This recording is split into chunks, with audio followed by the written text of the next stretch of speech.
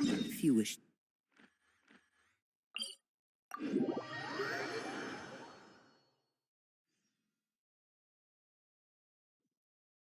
We've been to so many places lately. What do you say we take a day off from adventuring and just find somewhere nice to relax? Let Paimon think. Where are some nice places we could go? Oh, why don't we pay Cloud Retainer a visit at Mount Outsong? It's been a while since we last saw that illuminated bird. She's always the one popping up out of nowhere and scaring us half to death. So let's surprise her this time.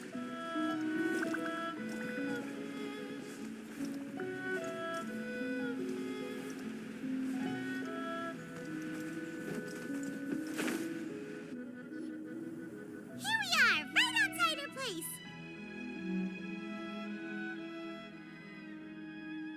Do you still remember the first time we came here? We even brought offerings and everything. And when we told her that Rex Lapis had been assassinated, she immediately threatened to squash Liyue Harbor. Paimon thought she'd be impossible to get along with. But now that we've spent some more time together, she's really not like that at all. We probably don't need to bring any offerings now that we've gotten to know her pretty well, right?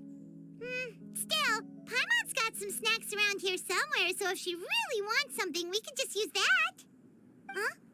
Traveler, did something catch your eye?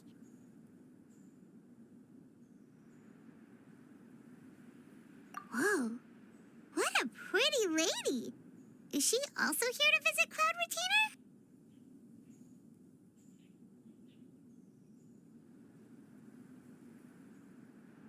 Yeah, you're right. All it takes is one look and you can tell she's someone special. As expected of that bird lady, really. She must have a whole bunch of Adepti friends from all over the country. Okay, but if we're both friends of Cloud Retainer, then we're basically friends by association, right? Want to go up to her and say hello? Helping you make more connections is a part of Paimon's job as your reliable guide. Paimon's got this.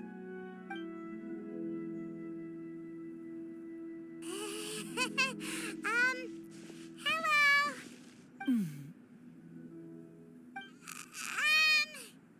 Paimon is Paimon, and this is the Traveler.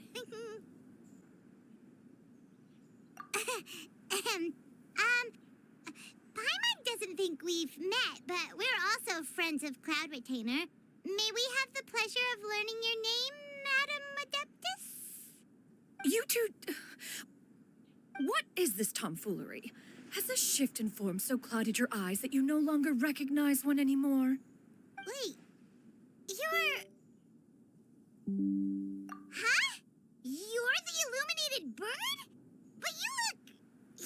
human. How did that happen? Oh, donning human form is scarcely any test of one's abilities. As for your confusion, one merely had no reason to indulge such inclinations before. So, you're indulging now because? Well, one has made plans to pay a visit to some disciples at Liyue Harbor. Taking on a human form for such a trip is simply a way to make matters less conspicuous. You? Worrying about keeping a low profile? You're the one who likes to pop up out of nowhere all over the place. In fact, Paimon can think of several examples. Like last year, when you suddenly appeared on the top of a roof without any warning. Or...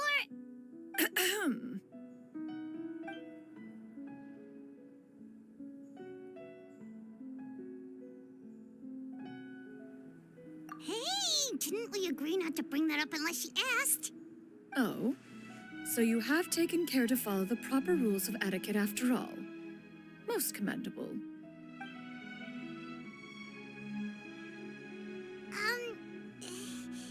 Well, this is all Paimon's got. You don't mind, right?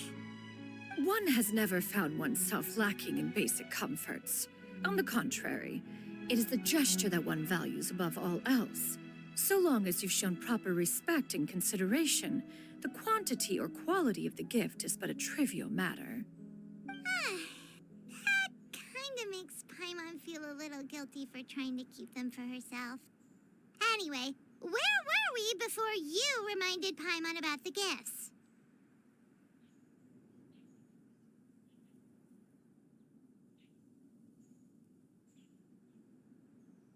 Ah, right. So by disciples, you must mean Ganyu and Shenhe. It's also been a while since we last saw them. Maybe we can come too. One planned to extend the invitation even if you had not raised the matter yourself. Shenhe and Ganyu should be quite pleased to see you again. However, one would first inquire as to the reason behind your visit here. You have cause to seek one's company? Yeah, we just found ourselves missing you and wanted to see how you were doing. We were hoping you'd tell us one of your stories. Who knew we'd run into your human form while we were at it? Is that so? If there are no urgent matters at hand, then let us make haste for Liyue Harbor. Ganyu is likely still working at Yuehai Pavilion, so that shall be our first stop. Sounds great! Then let's all go to Liyue Harbor!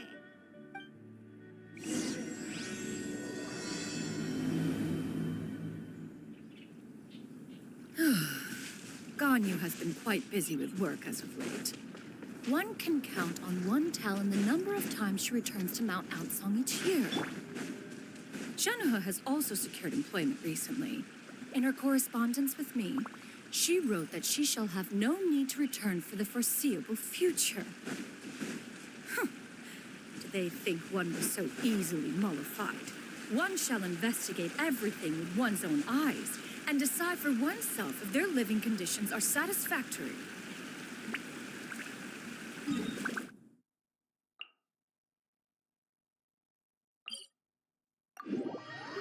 People would adore me so much.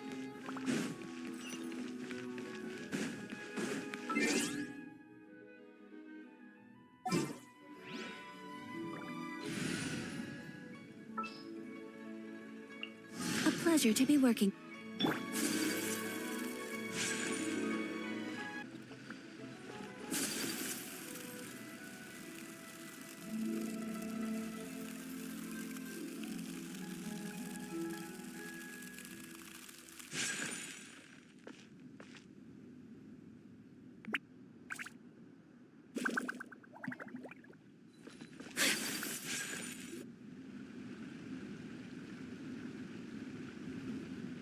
We're almost at Yuehai Pavilion.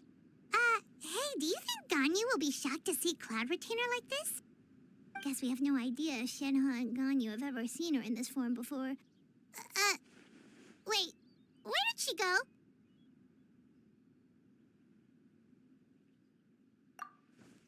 Why are you just standing there, Cloud Retainer? Quietly now. One shall stay here. You two can go and meet with her. But why? Isn't it better if we all go together? If one were to proudly proclaim one's presence, Ganyu would surely profess herself otherwise unoccupied and drop everything to attend to one's visit. One fears that would only result in her staying up all night to make up for lost time. One does not wish to trouble her. Conversing vicariously via you two shall suffice. Do remember to inquire as to her recent well-being. Again, do not mention one's presence here. Fair enough. Makes sense. All right, then. We'll just pass on your regards and... Cloud Retainer? Oh! Busted. Is that lady someone you know, Ms. Ganyu? She is indeed. I'm sorry, Huixin, but could we delay the upcoming meeting for a little bit? I believe my schedule today is quite full. Although, perhaps I could move some work to later in the evening. Oh, not to worry, Miss Ganyu. I'll make the necessary arrangements right away. Thank you, Huixin.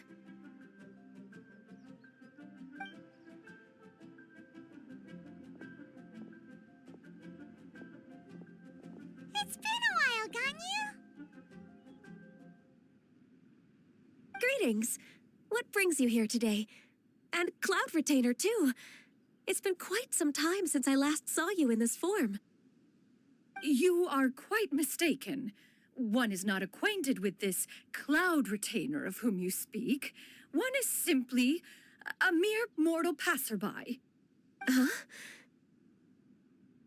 Seems she's not buying it. That was but a simple test. One did not expect you to be able to recognize one so easily, especially after so many years of only seeing one's other form.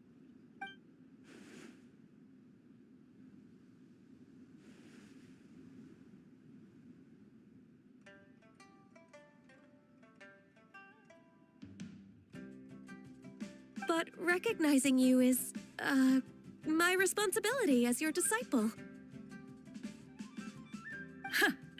An apt observation. One was simply passing by while attending to some important business. One thought it would only be fitting to pay you a visit while in the area. Wait, Paimon wasn't aware of any important... Cloud Retainer's right! We've still got something super important to do, so we can't stay here for too long today. Oh, is that so? But it's been so long since we last saw each other.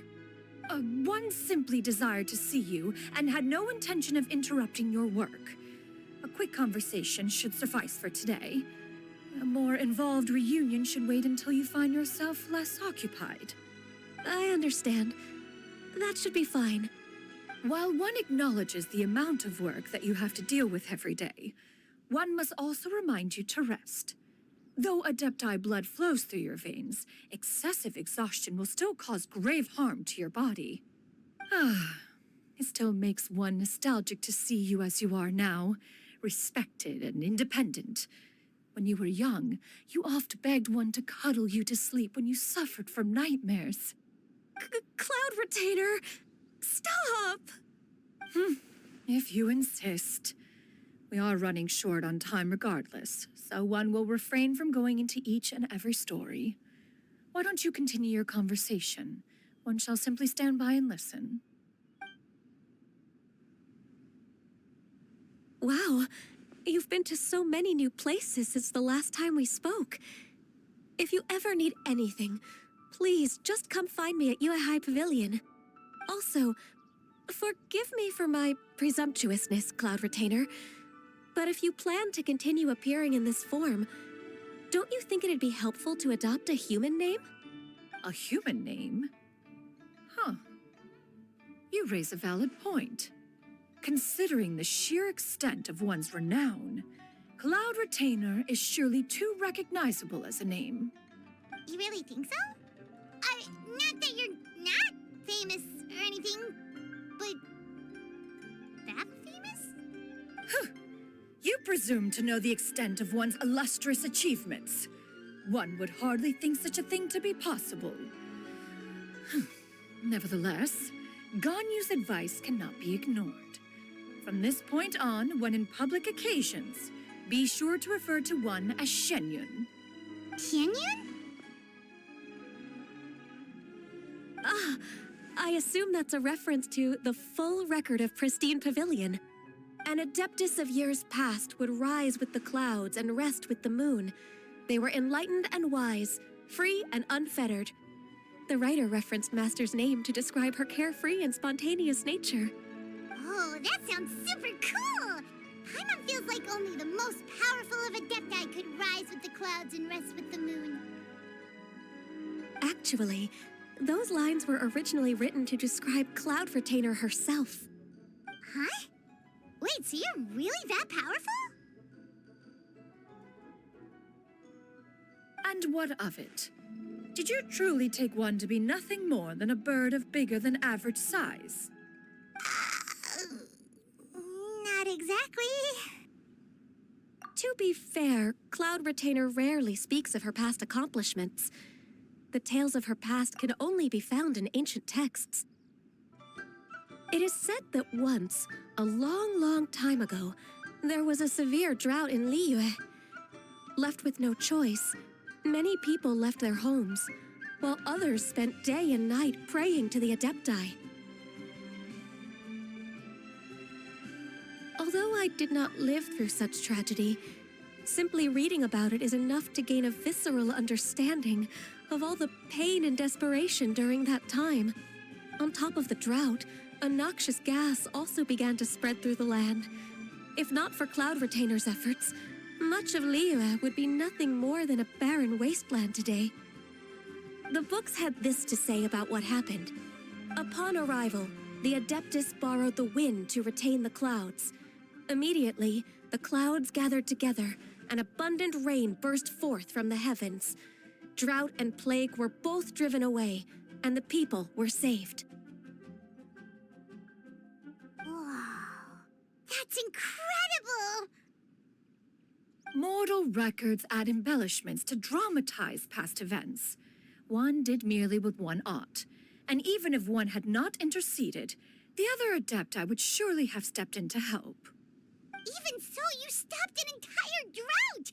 Can you really control the weather like the book said? Oh, Paimon suddenly has a lot more respect for you. So it was Paimon's bad for calling you Illuminated Bird before. You're not too mad, are you? How laughable. A name is but a simple label we carry with us on our journey through the world. Why would one be offended by such a trivial matter? That's a relief. In that case, Paimon will continue to call you whatever feels right in the moment. Well, that is quite enough ancient history for now. Ganyu, have you had word from Shenhe? One has heard that she procured a job recently. Have you any thoughts on her workplace? And what, pray tell, of her monthly remuneration? Moreover, does she find herself overly inundated with work? Is she allowed time off during Lantern Rite? That is a lot of questions. There is no cause for concern, Cloud Retainer. I introduced Shenhe to her employer personally. Wanmin Restaurant's business has been booming recently. So with Chef Mao being swamped with customers, and Shangling still off and out in search of new recipes, I introduced Shenhe to staff the restaurant. I see. Most excellent indeed. One has had the pleasure of being introduced to that family. Shangling is kind and astute, while her father is loyal and reliable. One has no cause to believe that they will make Shenhe's work difficult. Now, it is almost time to partake in the victuals of noon. One shall visit Wanmin Restaurant in person and see how Shenhe is doing. Huh? But didn't you just say that you had something important to do? Can that wait until after we've eaten? You may return to your work, Ganyu. One shall see to this matter on one's own. There will be many an occasion to dine together in the future. One is certain the opportunity shall present itself most readily. Of course, Cloud Retainer. Please take care. Traveler, Paimon, I'll see you some other time. See you around, Ganyu! Phew. Paimon was pretty quick on the uptake there, don't you think? As soon as you mentioned important business to attend to, Paimon realized that you were just looking to cut the conversation short and not take too much of Ganyu's time. Is Paimon right? No, in fact, it was not an excuse. One is indeed visiting Liyue Harbor for an important purpose. Wait, for real? The moment is not yet upon us. Still, the truth will be revealed to you in time. Huh. She really seems to be playing up the whole mysterious Adeptus thing right now. Is it because we just heard that cool story about her powers? Scenery is wonderful. Surely enough to convince anyone to become a wanderer.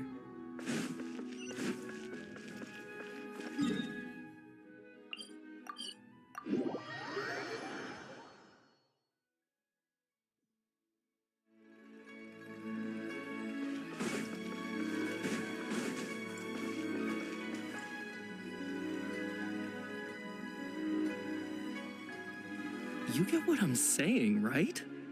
Yeah, how can I not? Not even fine food is enough to distract from the presence of a fine lady, eh? Oh, I'm far more interested in getting her details than ordering any dishes. Hey, how about you ask her? You do it. No. I think you should. Wait, she's coming. What can I get for you today? Greetings, miss. I was just wondering if you'd be willing to... What would you like to order?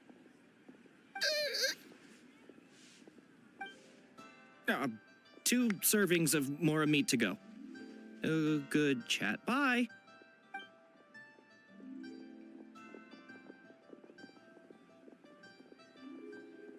Shenhe! Welcome. It's been a while.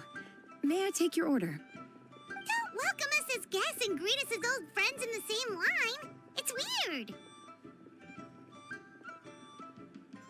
Mm-hmm. Oh, and this is? This is Miss Xianyun. Master?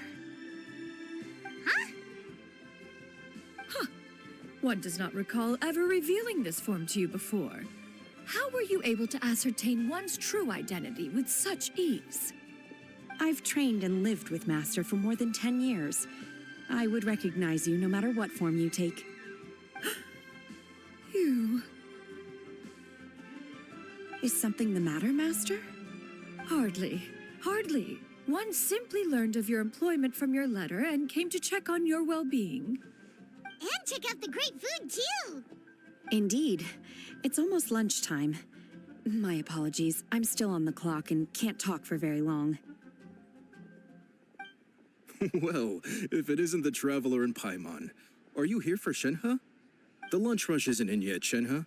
So I've got things covered for now. Go ahead, sit down and enjoy some time with your friends. I'll let you know if things pick up. Thank you, Chef Mao.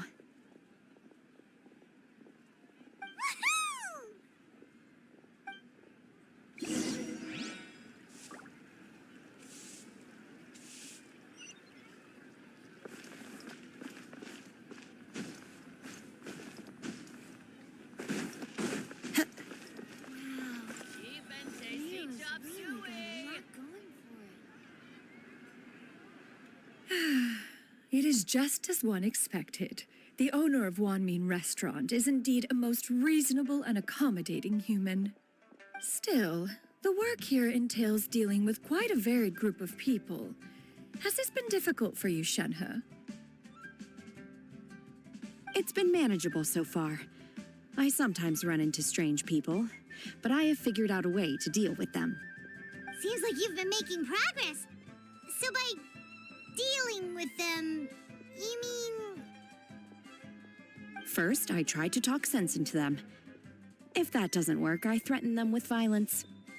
At this point, they usually decide they are in favor of a civil conversation. Oh, how should Paimon put this? Oh, a sensible plan. One is gladdened to see you integrate so well into human society. And you, Master? How have you been? Simply marvelous. Though Mount Outsong has scarcely enjoyed your presence recently, one has hardly found the pleasure of one's own company to be lacking. I see. Just as expected of Master.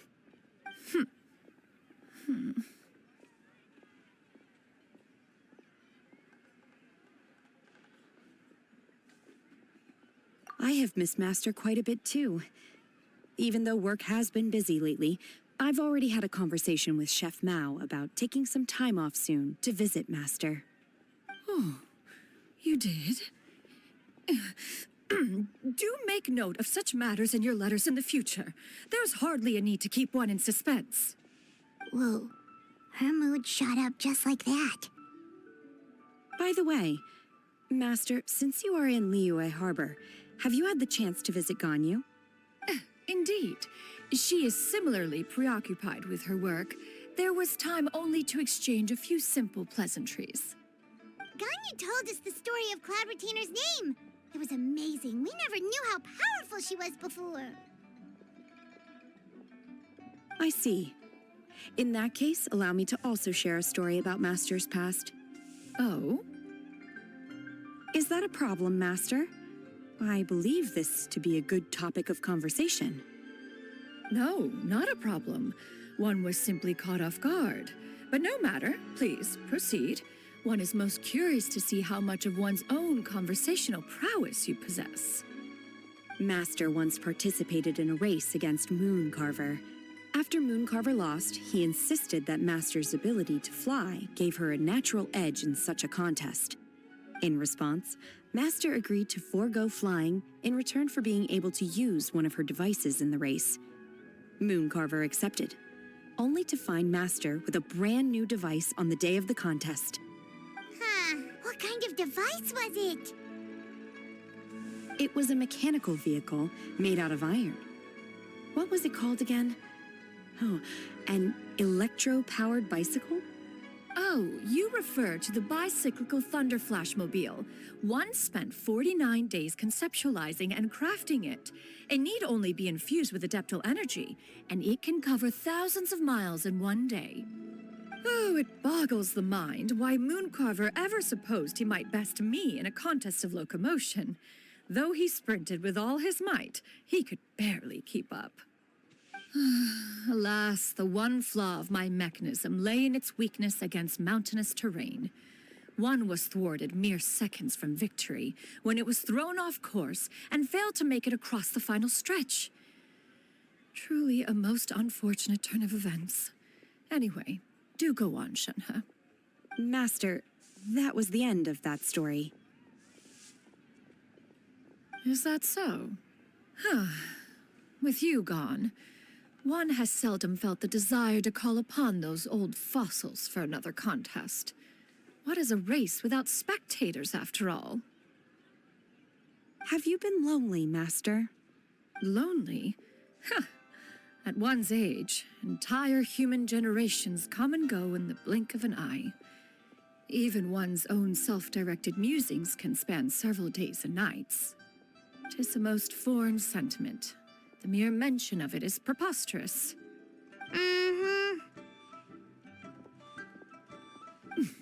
What is the reason for that look upon your face?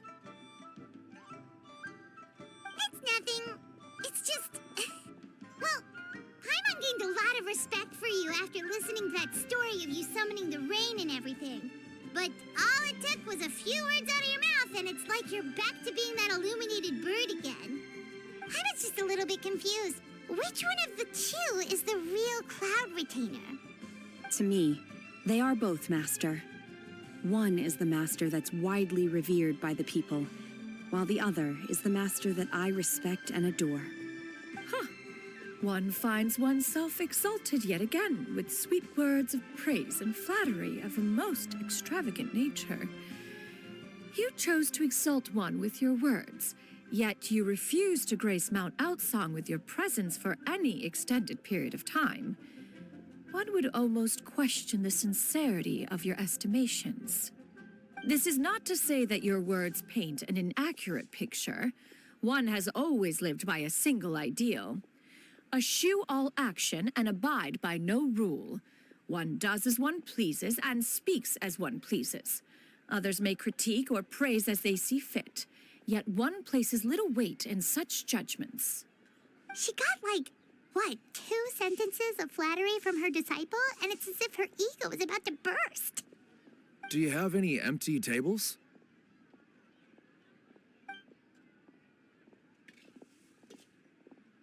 Hey there, could we get another fish stew?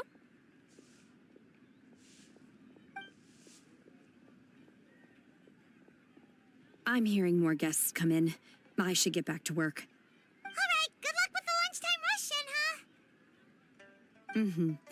I'll try my best.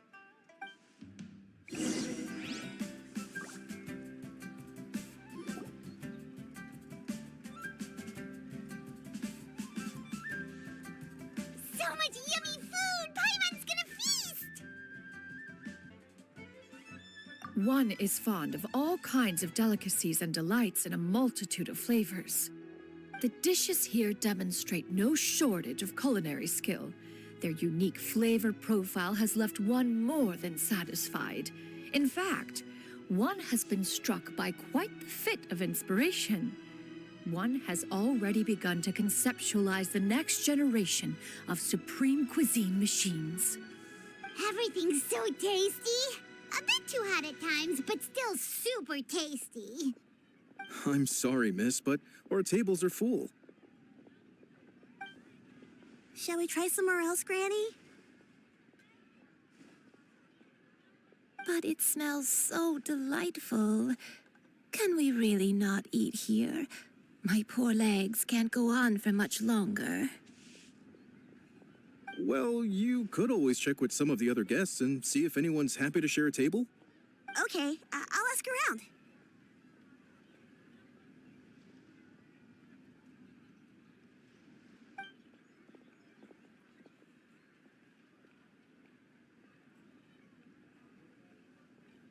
Excuse me. Would you mind letting us share a table with you? There are no empty tables left, so... Ah, well, Paimon doesn't mind. What about you guys?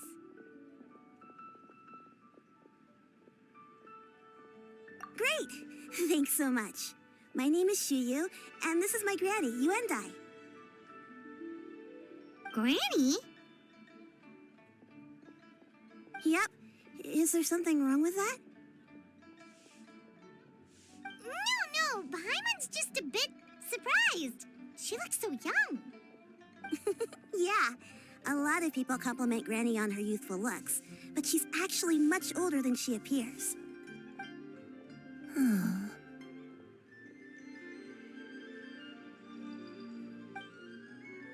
Granny, why don't you take a seat? Come on, it's not polite to stare. Huh. Have we met before? No. 'Tis a fated meeting, then. Please, take a seat. What would you like to eat, Granny? I can order for you. I want braised earthworms. They always pop up out of the ground after a rainstorm.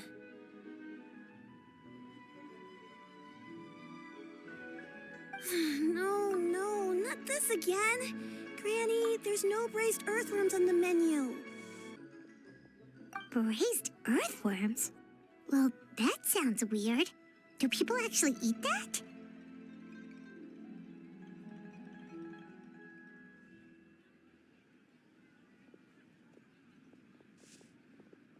Right, that's what Paimon was thinking too. Need any help? Help? Oh, do you mean with Granny? Thanks, that's nice of you to offer. Granny has pretty bad dementia, so her memory's getting worse all the time. She's always saying things that sound kinda confusing. Actually, her memory's been bad ever since I was little. But it's gotten so bad lately that I even have to remind her who I am every morning. They died young. It's just me and Granny now. Oh, but that's okay. Don't feel bad. Granny loves me a lot, and I love her a lot too. Sure, it's hard at times, but you just gotta make the best of the life you've got. Wow, you're really tough for your age, kid. You're too kind. And me? What about me? You're tough too, Granny. Plus, you're really gentle, and you're always there for me. Yes, and it's hardly as if I forget everything. I still remember the important things. Wait, what was that really important thing again? Ah, I remember now. It was a dream. I had a dream where everything was dark. Someone was standing in front of me. She told me to come and find her, and that once I'd found her, I would be free. Huh? That sounds super important. But how come you've never told me about it before? It was just a dream, so I forgot about it. But I'm in a good mood now, and somehow I remembered it again. You know, I believe I've had this dream a great many times. But just how many times have I had it? Now that I do not remember. Wait, so you have a reoccurring dream where someone's talking to you? That sounds spooky. Oh, does that mean you're possessed?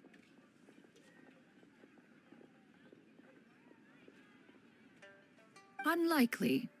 Her eyes are clear and her breathing remains calm and level. One sees no signs of possession. Are you sure? Who do you take me for? Is one not an adept? Am I not an expert? Huh, you're right. Paimon almost forgot you're the expert. In that case, do you still remember what the person in your dreams looked like, Granny? Not anymore. Although, I have a sense that she looked rather like me. But not as I am now, my younger self. A younger version of Granny? This is just getting weirder and weirder. What is going on here? As one said, fate must have brought us together. You may leave this situation to me. Are you sure? So, what are your names? Paimon's Paimon. Just Xianyun is fine. Thank you all so much for offering to help. But first, I'm sorry for asking, but, how do you want us to pay you back? Oh, we don't need any payment for this.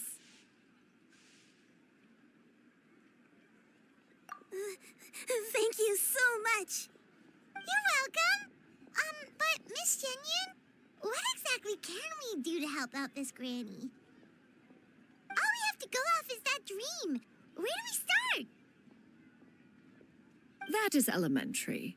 Since her dreams portray her younger self, then we shall retrace the steps of her youth.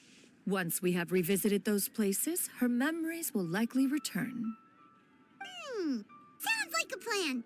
So, Granny, do you remember which places you went to when you were young? Why, of course I do.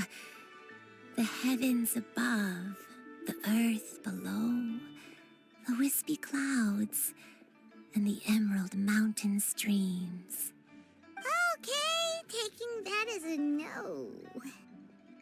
I might have an idea. Once, when I was really little, my dad told me that Granny used to be a martial artist heroine who saved loads of people from a disaster.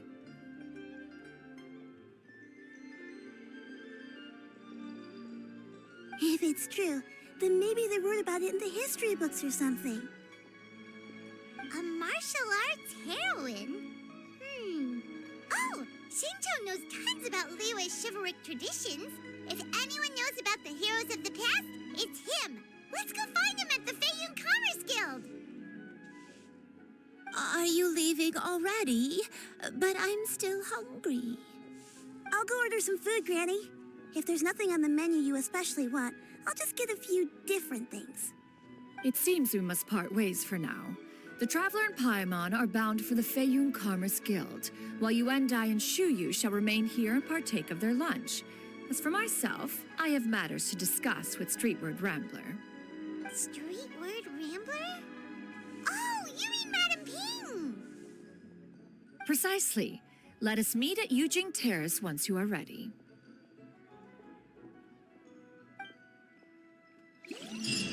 Everyone, please, keep to your heart's content.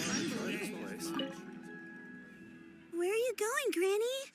Don't you like the food? Fresh milk. I need to buy you some fresh milk. Milk? Why? You need to drink milk before eating, or the spicy food will make you cry. Hush, little one. Don't cry. Granny, you're forgetting things again. I'm not a little baby anymore. I can eat spicy food now. Even the super spicy dishes, like their fish stew. I can eat 2 whole bowls, no problem. Wonderful. How wonderful. My darling granddaughter is all grown up.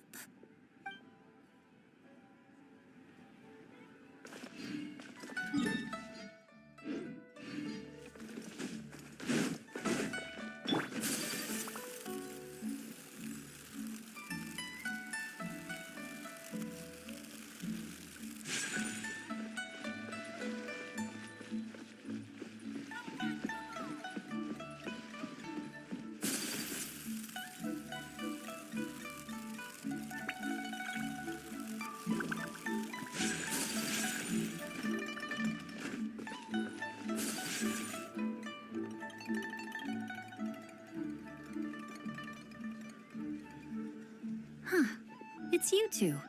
What brings you here? Xinqiu! Great, we found you! We wanted to ask you about something.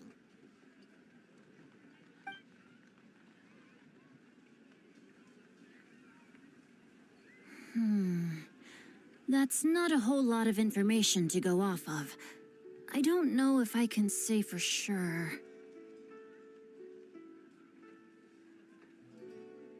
I can't pinpoint her identity from your description alone, but considering her age, I am reminded of a nameless heroine who's been featured in various chivalric novels. Nameless heroine? That's right. The novels often speak of a great drought from 50 years ago. As the people suffered, a nameless heroine appeared and began to clear away evil spirits in bandit camps. The people idolized her, but never learned her name.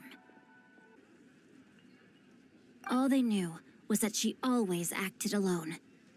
Later, though, she supposedly fell in love with a similarly noble-minded exorcist from Mount Tianheng. They were well matched in more ways than one, often fighting together as a fearsome duo of otherworldly strength. After the drought ended, the heroine and the exorcist left the public eye and began living a reclusive life in the mountains. All that remained were tales of her incredible accomplishments. The way this nameless heroine faded from fame into obscurity later in life is not too dissimilar from Miss Yuendai. I hope that's somewhat helpful. Thanks a lot, Xingqiu. We knew it'd be worth talking to you. It's nothing at all. Just something I came across while reading. I did do a bit of extra research on her story, but it was just out of personal curiosity. Well, Paimon still thinks that's super cool. Oh, wait, Xingqiu, if you've read up on her, do you know of any places often associated with her? Let me think. In the novels, the nameless heroine always appeared near one of 3 places. Wangshu Inn, the area just north of Jueyun Karst, and Xianyun Peak. Perhaps the real-life heroine who inspired the character was also often seen near those 3 places. That would explain why those locations appear in the various novels written about her. You're welcome. To be honest, I found some parts of the story confusing when I first came across it. If Miss Yuendai was indeed the original inspiration for the character, she may just be able to help me put the pieces together. It's rare for a chivalric hero to fade into obscurity during their lifetime, even after retiring from the public eye. But no one ever saw or heard from the nameless heroine again. There were even rumors that she became extremely ill. I've never understood why someone would go to such lengths to erase themselves from public memory. It's almost as if she was trying to hide from something. There's probably far more to the story than what's been written. We'll be sure to tell you if we manage to uncover the truth. That's a deal. Perhaps, behind the truth of it all, there lies a story more fantastical than any work of fiction. Paimon feels like we just learned so much from Xingqiu. A drought, a nameless heroine, a life of seclusion. Wait, why does the story sound super familiar? Oh, right! There's a drought in this story, too! Xingqiu, are droughts super common in Liyue or something? Well, they used to be. But people have long since developed methods to prevent them, like by cultivating the soil or digging canals. So while droughts do happen from time to time, they are rarely regarded as true disasters. The drought 50 years ago is probably one of the worst we've had in the last several centuries. The crops withered, the streams ran dry, and the monsters in the mountains became rabid and agitated. Countless caravans were attacked, and people who lost their homes came together to form bandit groups. What started as a natural disaster soon became a human tragedy as well. That sounds awful. Yeah, and that's exactly why the nameless heroine was so beloved. She must have been someone of true integrity to do so much for the people while asking nothing in return. Still, as terrible as that drought was, it was nothing compared to the truly calamitous disasters that befell this land in ancient times. They say that back in those days, disasters were both more severe and more common. Only the strongest of Adepti could hope to dispel the ruin and devastation. Do you have any other questions? We're good for now. We're just going to head back and meet up with Miss Xianyun and the others again.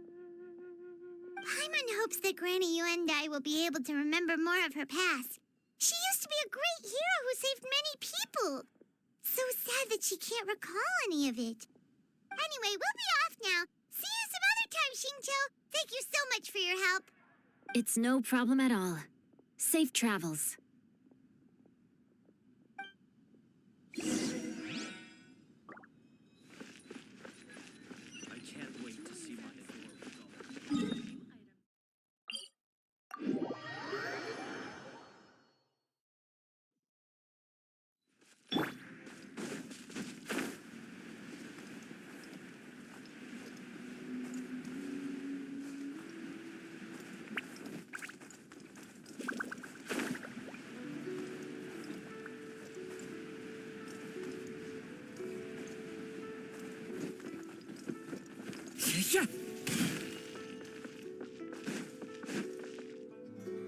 I have recorded the tune that you requested. I hope it will be of help to you. Oh, thank you. Straightward, Ping, what has amused you so? Oh, it's no serious matter. I was just reminiscing about the last time I saw you in this form. Time has wrought such change in this world, and yet you appear just the same as ever. Time has little bearing on one's existence, nor has one keenly felt its effects whilst dwelling at Mount Outsong. Nevertheless, Ping, one would like to seek your counsel on a personal matter. Oh, why so formal all of a sudden? I must say, you're making me a little nervous. What is it? Well, the inquiry is as such. Approximately how much more would one need to afford a comfortable life in the harbor, not unlike the one that you yourself lead? It does not require as much as you may think. Still, do you mean that... Cloud Retainer, Madam Ping! What are you two talking about? Nothing save for some trivial matters. Have you unearthed any useful details? Xingqiu has a theory, but let's save it for when Chuyu and Miss Yuendai have joined up with us again.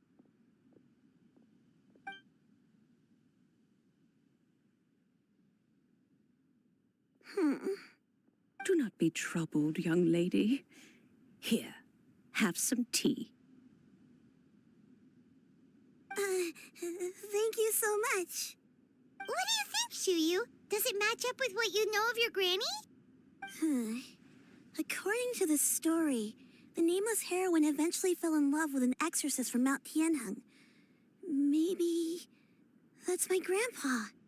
I don't have many memories of him, but there was this one time I found a box in our attic full of a bunch of weird sigils. I think so too. Granny might remember something once she's returned to a familiar place. What marvelous tea. I can taste the dew's sweetness in this cup. It's as if I was taking a stroll in the mountains, thoroughly one with nature and at peace. Is that so? Then please drink as much as you like. There's no need to hurry. At our age, it's always nice to slow down and take the time to appreciate pleasant conversation among friends. Thank you.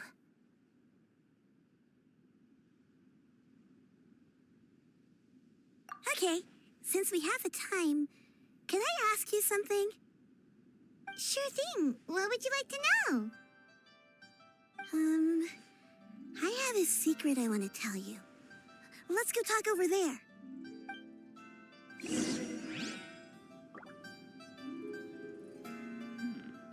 This is a peaceful neighborhood.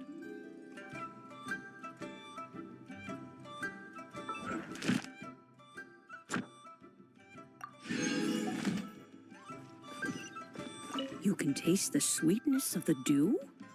It's just a feeling.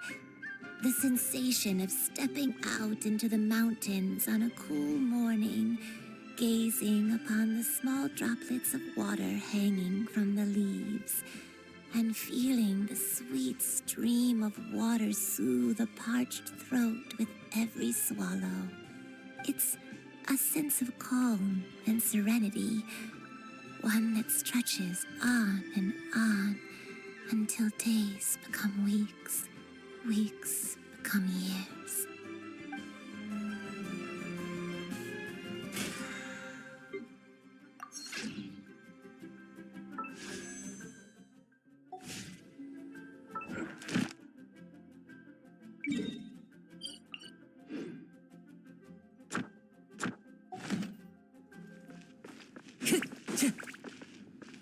Time to go. What's wrong, Xiyu? Well, I've been kind of meaning to ask ever since we started talking in the restaurant, but are you guys all adepti in disguise? Oh! About that. Well, you guys just seem super special. Plus, I think I might have heard Miss Xianyun call herself an adeptus.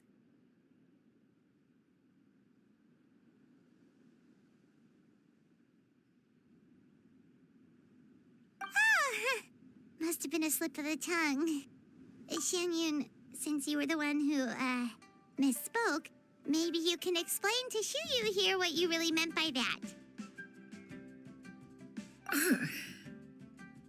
One is indeed an adeptus. Is that of some concern to you? Huh? I knew it. Well, one time when I was a little kid, I saw a pure white illuminated crane. I had this super high fever, and Granny wasn't around. I was feeling all icky and gross.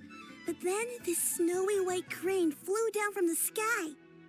She put me on her back and flew me to her cool Adeptus house and fed me some sort of magic potion. When I woke up, I was already back in my bed and my fever was gone. I really wanted to thank her, but I was too sleepy to stay awake, so I never got the chance. So I just kind of wanted to ask if maybe any of you have ever met an Adeptus like that? A pure white illuminated crane? The only two we've ever met are blue and white and black and brown. Have you ever met one that's pure white, Cloud Retainer? Never has one met an adeptus with such features. One surmises such a description is but a hyperbolic embellishment that oft results from narrative accounts. That's weird. Was it really just a dream then? Well, even if it was just in my head, it doesn't matter that much anyway. All I really want is to help Granny recover her memories. I'm really grateful for all your help.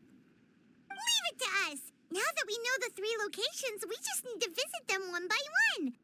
Let's go to Wangshu Inn first. Okay, I'll go get Granny.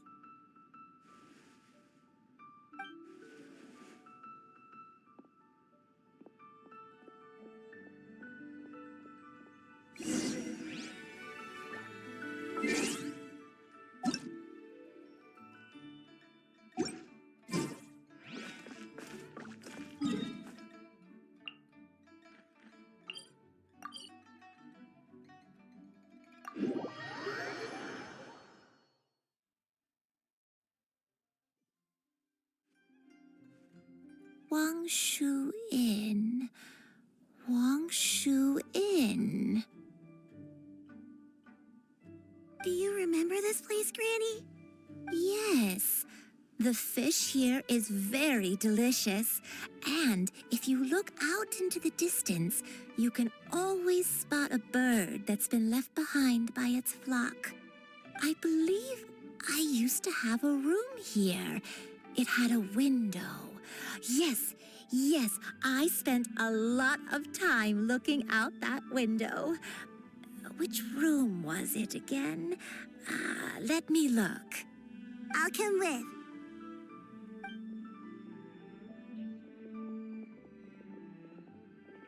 Paimon's still having some trouble understanding what she's talking about, but if she's so familiar with this place, that must mean she lived here, right? Wait, huh?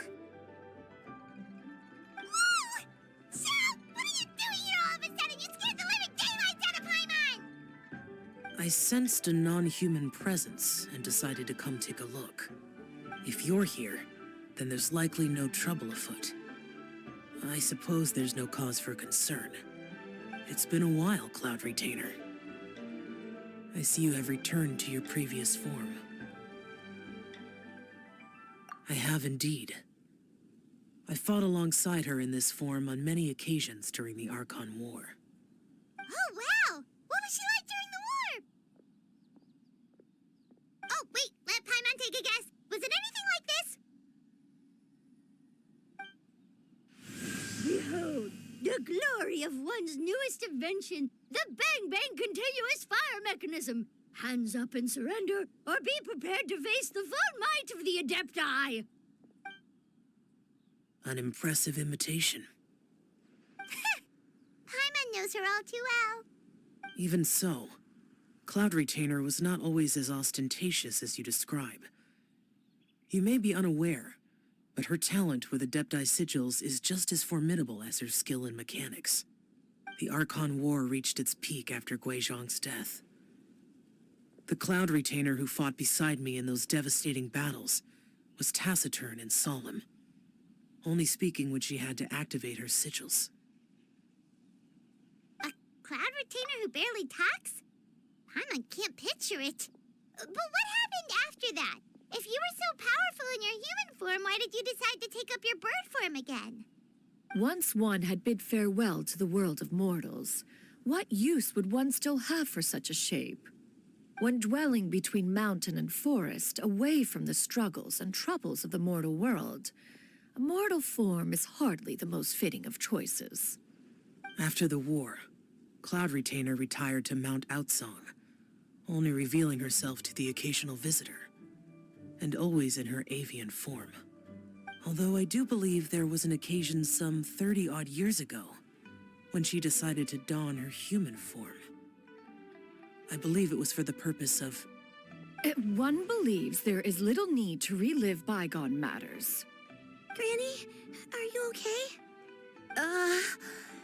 Back then, at this place, Perhaps this conversation should end here. I shall take my leave now. Should you encounter any trouble, you need only call my name. However, given that you are traveling with Cloud Retainer, I trust you are in good hands. Everyone! I think Granny is finally beginning to remember her past. Slowly now, calm your mind and recount what has been recalled.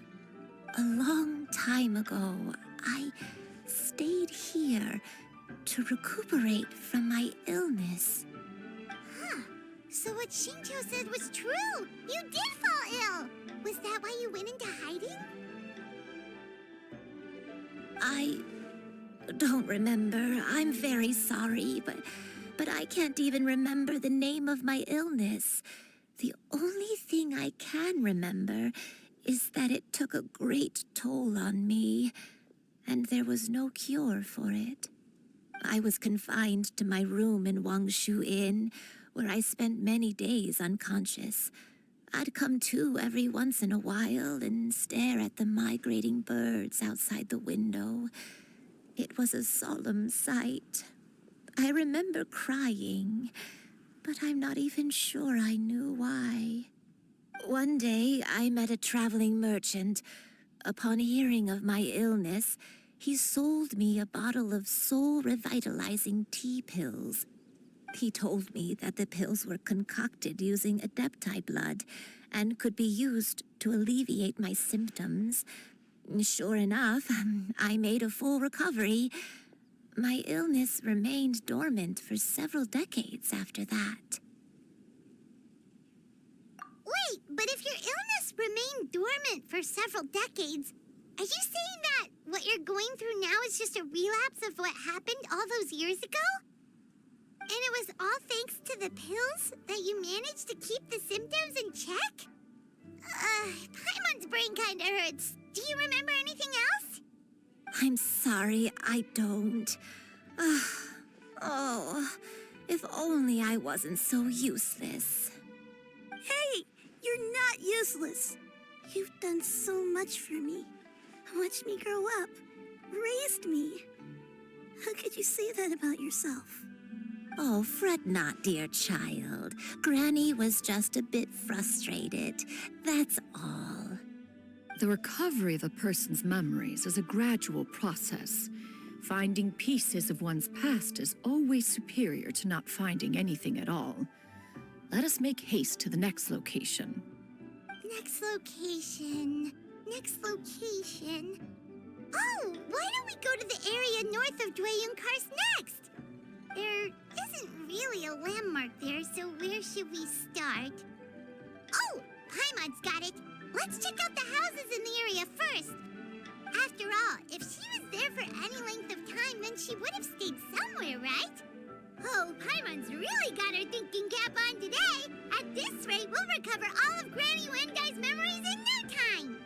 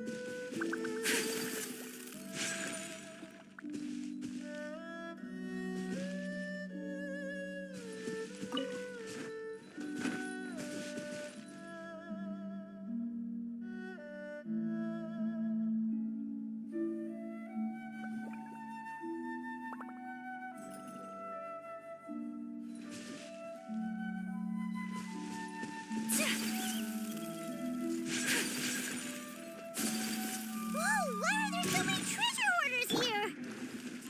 Guess it's time to round up some bad guys. Wind strike!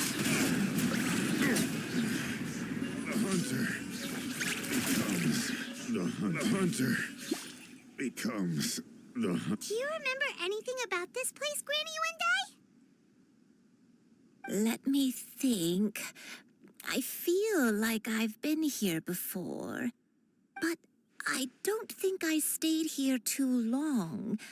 I might have just rested here briefly before continuing on my way. Got it.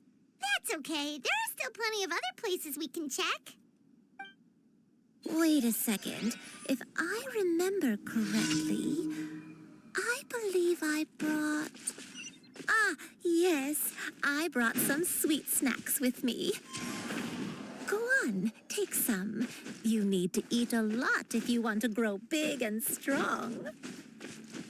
Oh, thank you. Then Paimon will help herself. Unthinkable!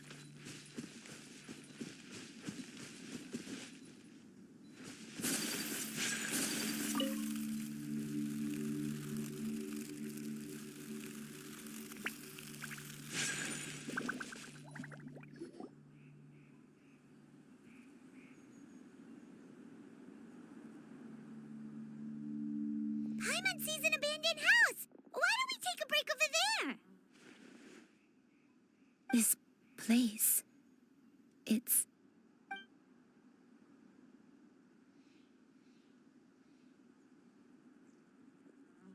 Did you remember something, Granny? I remember. Xianyun, this is where your father was born. It was a moonless night. I had been injured, so your grandpa was supporting me. We fled together with some being in the fog behind us in hot pursuit. I had exhausted my strength when the labor pains came on, so we took refuge in this house. Your grandpa set up a barrier outside, but neither of us knew if it could hold the monsters back. I remember that night. I remember falling to my knees, reciting a prayer over and over. I alone am the source of this sin. Punish me as you wish for forsaking my oath, but spare my innocent child. Sin? Oath? Did you do something wrong? I don't know. I don't remember. I only remember praying in the darkness with all my strength until the sun finally rose again and the fog cleared out. Eventually, the house was filled with the sound of my baby's first cries. That baby was your father. I remember I clutched him tight to my chest and wept tears of joy. It was the first time I'd ever felt such happiness in my life. My dad? He was my pride and joy, and so are you, Xianyun. You're so much like him, and I love you both so much. But you're always going to be different from me. Why? Just what did I do? I don't care what you might have done, Granny. You'll always be the person I love more than anything. You're too sweet, Xianyun. I'm lucky to have you with me. If not for you, I would not have had the courage to come here, to try to remember what I had forgotten. All right, let's not stand around any longer. There's one place left, yes? Let's go take a look. If one recalls correctly, the next place should be Xianyun Peak. Yuandai, how fares your health? I may be a bit slow, but I'll do my best to keep up. I'm sorry to keep everyone waiting. Climb on. I shall carry you to the top. Oh, such lightness of weight. All those who grow old grow frail in the end, do they not? First, you lose your memory, then your health. Eventually, you end up losing everything. My only wish is to depart this world with a lucid mind, to free myself of this torment and the burden it places upon others. Fret not. You have my aid in this endeavor.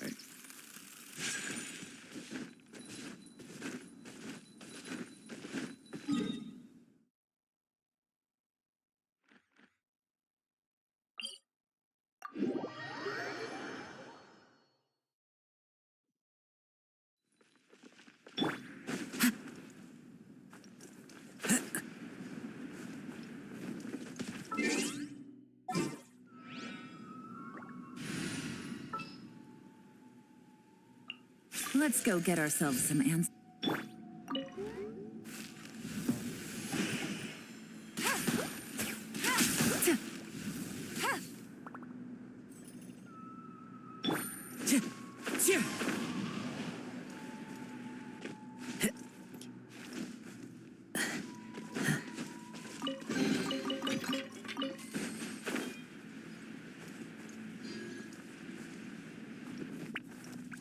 Follow the wind.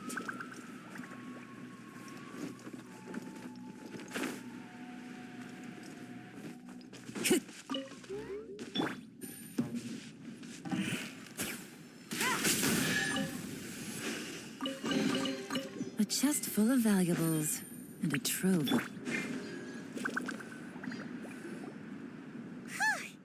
We're finally here. Does this place feel familiar to you, Granny Let me see.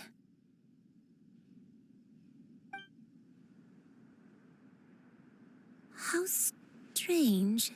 Have I lived here before? When we were at Wangshu Inn and the abandoned house earlier, though I couldn't remember everything, I still felt a sense of familiarity, I could easily picture myself in those places. But here, I don't have that feeling. Perhaps I did come here in the past, but it just didn't leave a strong impression on me. But did the stories get it wrong then? Yeah, that's true. But they're also the only thing we have to go off of. Paimon was hoping this place would jog Granny Yuendai's memory just like the others. I'm sorry to disappoint you too. It's all right. We're not going to give up yet. We'll figure something else out. Just you wait. Thank you. If only I could remember. Huh? That way. What's that mountain? Oh, let Paimon look! Huh? Isn't that Mount Outsong? Looks like we've come full circle. Mount Outsong. Mount Outsong.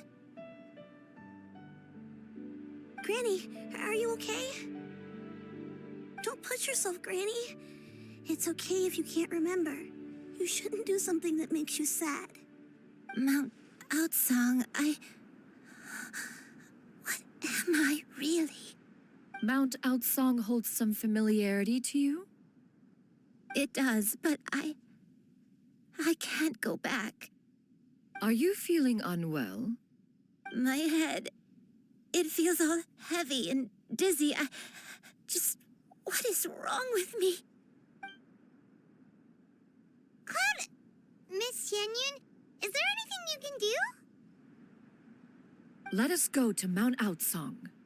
But... Fret not, all will be well.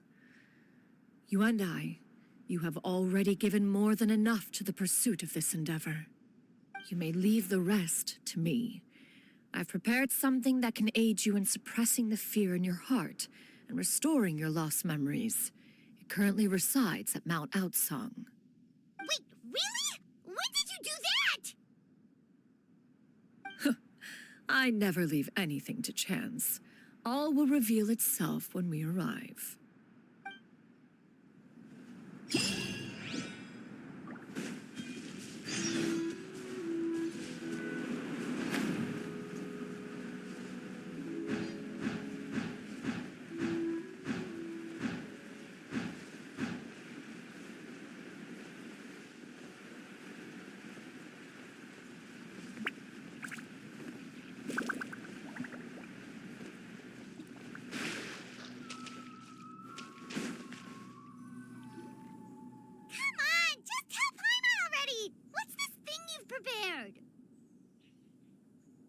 Here, this is it.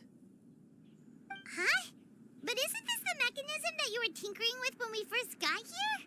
Oh, is it another invention of yours? Precisely. A recent one at that. I am most pleased with the result. I call it the Suspensus Somnium mechanism.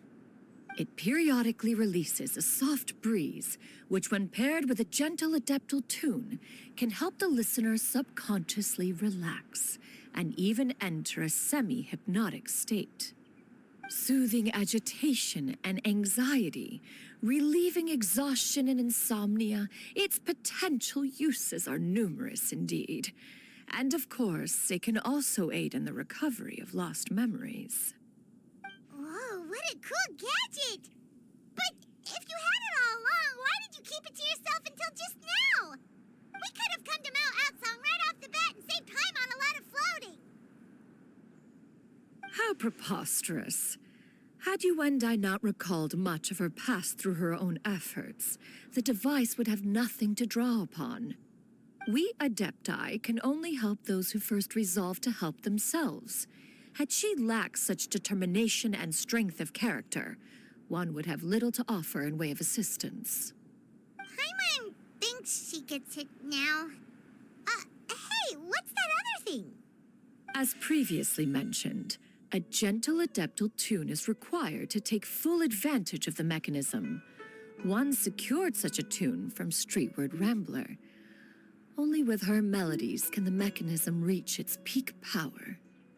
Wow. Oh, Paimon can feel what you mean. Paimon's body feels light as a feather. It's as if she's lying down on a warm patch of grass after a super satisfying meal. And you and I, is the mechanism helping you to relax? It appears she has already succumbed to the depths of reverie. Come, join one on this side. We shall give her some time to herself.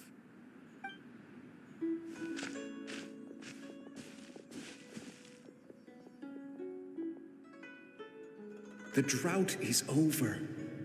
But why do you look like you want to cry? The potion. It's nearly run its course.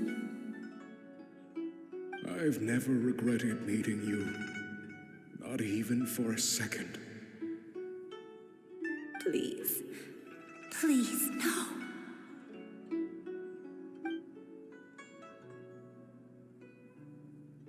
Have you forgotten? This is the world you left behind. One of gentle breeze and morning dew, perfectly straddled betwixt the realms of heaven and earth. This is your home. This is where you belong. You should have never left. The you of the past, the me from not that long ago, we should have never.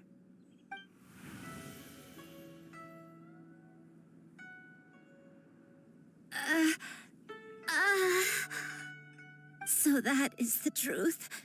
No wonder this place is so familiar. Granny!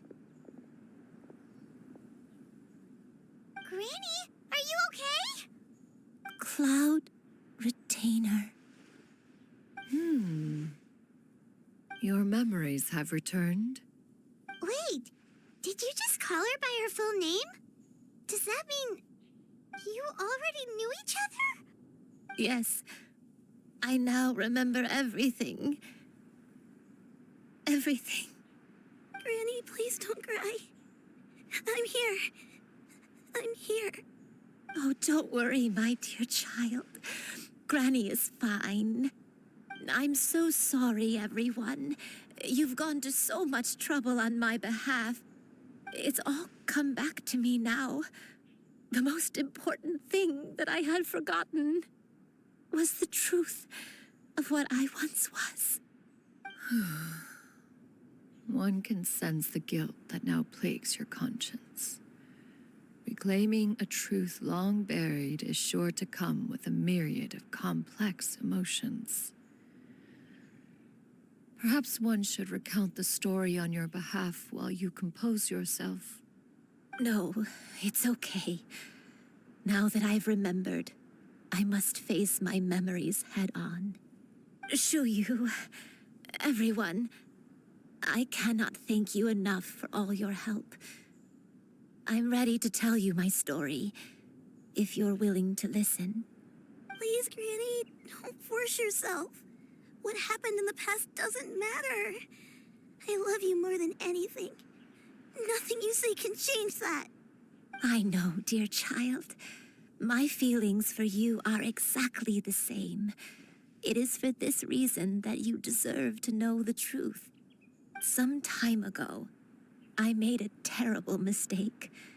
One for which I could never atone. Is this the sin that you mentioned in Xianyun Karst? What happened? I am, in truth, not a human being.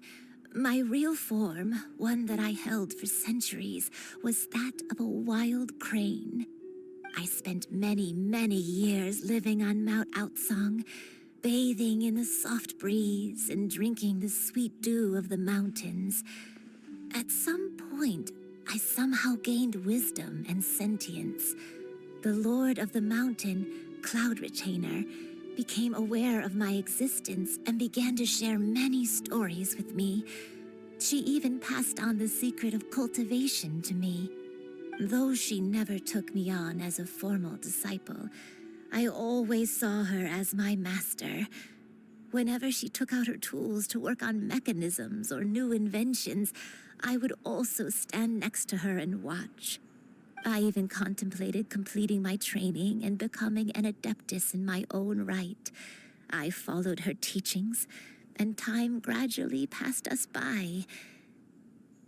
Until that fateful day 50 years ago. 50 years ago? That's right. Master regaled me with many stories of her past deeds. From them, I learned how she had saved people from a similar crisis in the past. She was the one I looked up to the most. More than anything, I dreamt of becoming an adeptus like her. I wanted to travel the land like she had, relieving suffering wherever I went. But I was still far from being a real adeptus. I possessed no ability to take on human form and fit in with the crowd. Once she learned of my desires, Master prepared a special dose of human mimicry potion for me. She warned me that the potion's effects would only last 10 years, and if I were to fail to return to my original form at the end of that time, I would forever forget my past as a crane and become something neither human, beast, nor adeptus. Oh no. So that was the source of your dementia all along.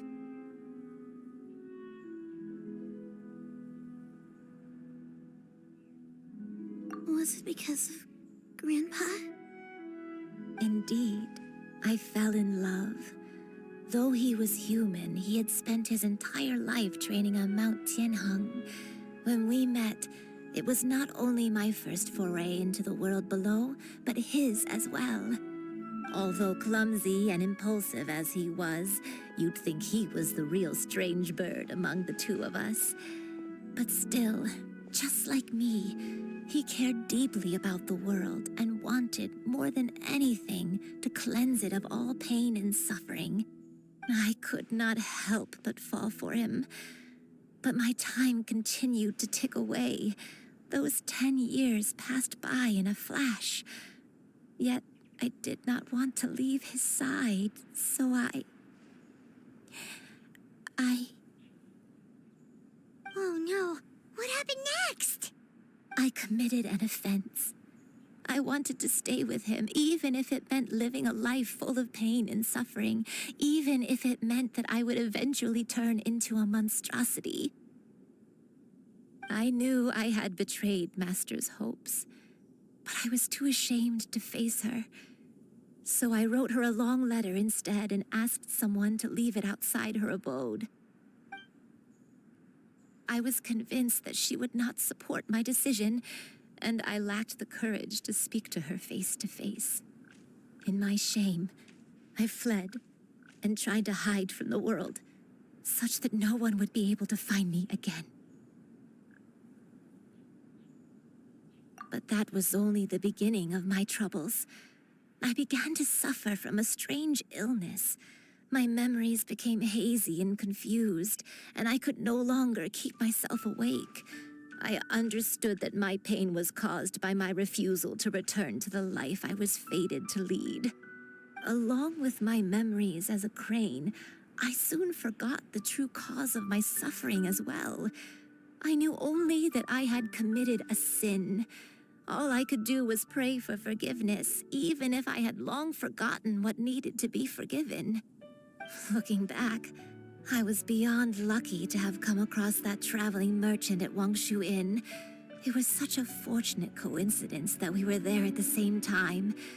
If it weren't for those soul-revitalizing tea pills, I probably would have... Granny! What's wrong? Coincidence? Why did I ever think it was a coincidence?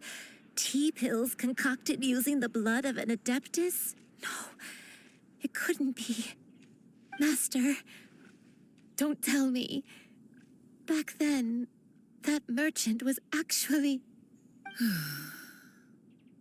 Human custom would dictate the conferral of gifts to be in order when one's progeny is wedded, would it not? Consider the pills a symbol of one's best wishes. So when I tried to conceal my name and mistakes from the world and hide myself away in perpetuity, the only person I managed to deceive was myself. You knew where I was all along. One still remembers when you were but a fledgling. You possessed a certain fondness for a particular game. You would hide yourself among a group of wild cranes and ask one to pick you out from among the flock. One found you with such ease every time. 'Tis a truth most evident. One always recognizes one's own, no matter what form they may take.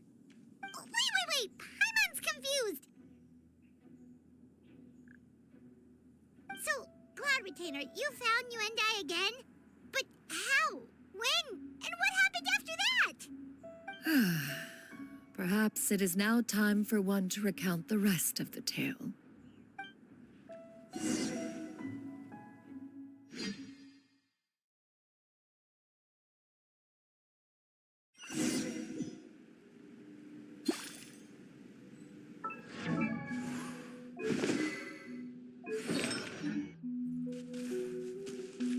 One was furious upon receiving your letter. Seized with anger, one set out to bring you to your senses.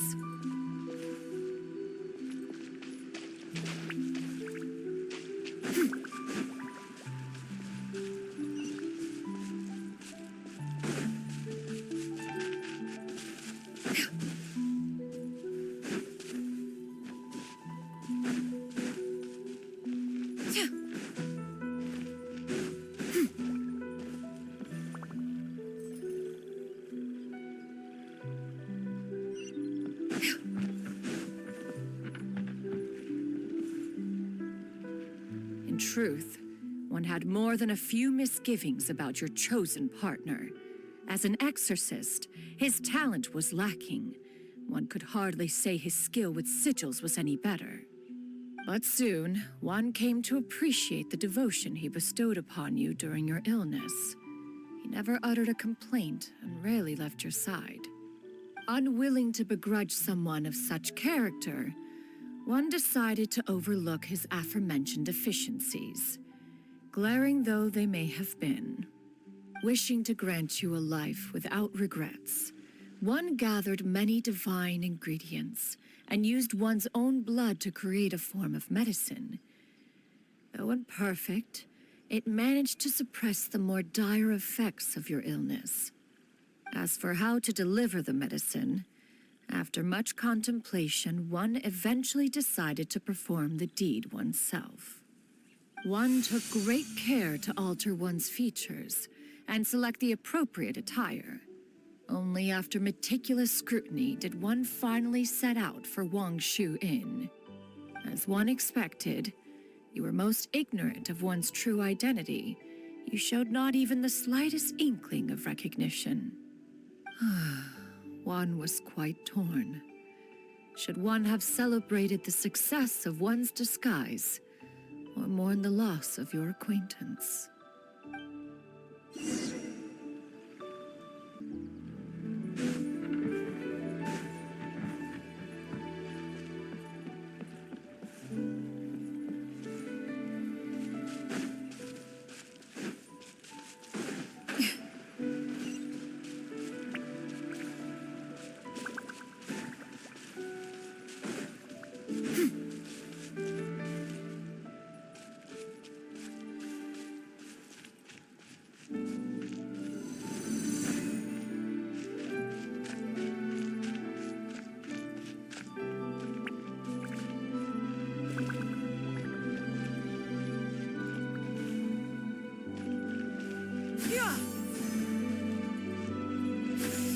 Nevertheless, one would speak to you about another matter, if you are amenable, even considering your loss of memory.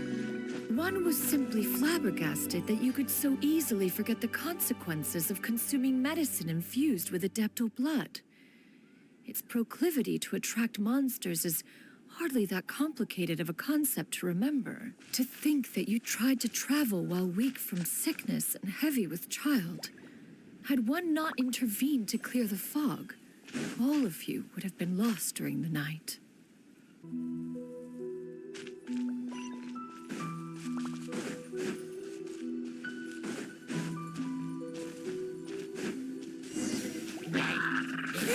Scatter! Skyward! Scatter!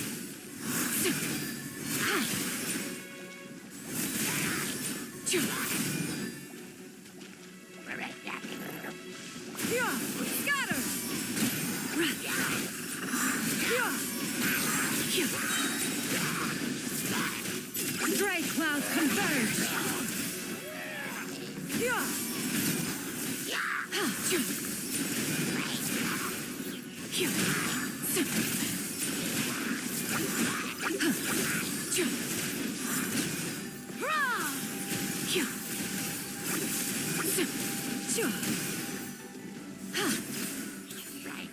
Skyward! Scatter!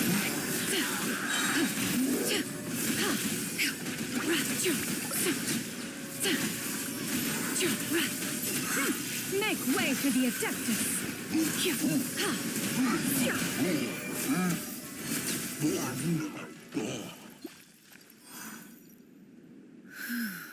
Those monsters would hardly have pursued you with such ferocity without sufficient incentive. They were likely incited by the presence of godly remains. Said godly remains, in turn, were likely drawn to the trace of one scent on your body. One was, after all, an active participant in the Archon War. Some of the gods were likely shattered by contraptions of one's very making. In the end, one was relieved to see you endure through the night. At the break of dawn, one heard an infant's cry pierce through the air, and one saw you carefully cradle the child to your chest.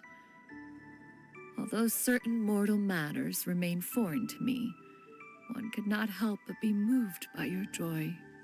To see you happy, that was more than enough.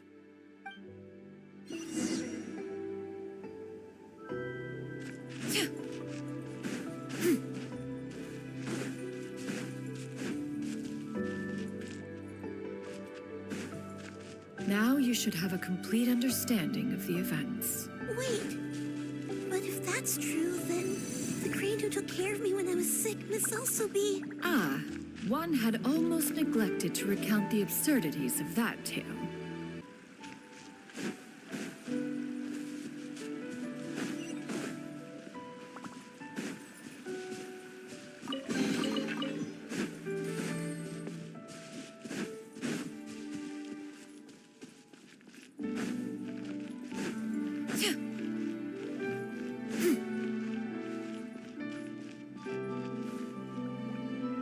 Just as you and I troubled one with her antics, so did you give one many a headache. Upon finding you burning with fever, one made plans to bring you back to one's abode for treatment. However, upon seeing one's form, you began to cry, refusing to get on one's back. When one asked you why, apparently you believed that one could not possibly be a true Adeptus, because all illuminated cranes are white from tip to toe. One had no choice but to apply powder to one's body to conceal the variegated nature of one's appearance. You became more than amenable enough when one stood before you devoid of any other coloring. It bears mentioning, however, that as a crane, Yuendai was nearly entirely pure white in color. Though you had never encountered her in that form, you still recognize the essence of her being. Perhaps fate brought you two together in more ways than one.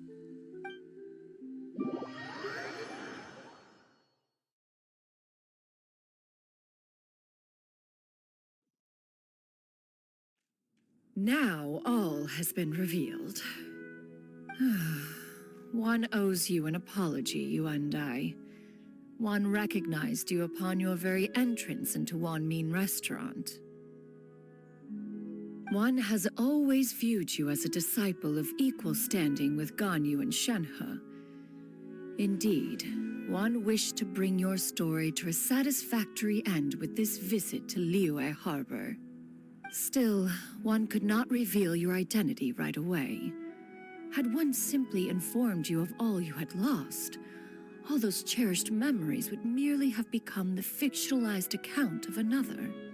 Memories are most meaningful when recalled by those who lived through them. Would you not agree? Even if the process was painful and arduous to experience. Have you any further inquiries? Master, I must ask, if you found me all those years ago, why did you leave me be, even though you knew about my mistake? Why did you not bring me back to Mount Outsong by force? One has never regarded your action as a mistake. It was a simple choice, nothing more. When it is time for one's progeny to leave the nest, it is the responsibility of an elder to let them fly free. Yet, when your wings grow weary and the night grows dark, just know that you always have a place to which to return. 'Tis a refuge referred to by many a name in mortal writing. Home, nest, haven. Whatever its denomination may be, its essence remains quite unchanged. One speaks, of course, of a place not unlike one's own abode. One's disciples are free to come and go as they wish, yet the door remains forever open to those who wish to return. One rather hopes you count yourself among them. Thank you. Thank you so much. You and I. One expects you too have sensed the rapid deterioration of your condition as of late. Have you not? 40 years ago, you chose a path without a future. Though one used one's own blood to provide you with a few decades of extra time, it merely delayed the inevitable. One may have extended the path, yet one was unable to alter its final destination. Even the power of an adeptus has its limits. Had your condition continued to deteriorate, you would have forgotten your life as a human entirely. In the end, you would have turned into a creature lacking in the ability to even comprehend its own monstrousness. Fortunately, you were able to avoid that scenario by reclaiming your memories. Though one sped the process along by providing some guidance, the result is entirely a reflection of your own effort. So, what's gonna happen to Granny? One will help her reclaim her original form as a wild crane. If it be fated, she may recover her sentience one day. She's gotta go back to being a regular crane, huh?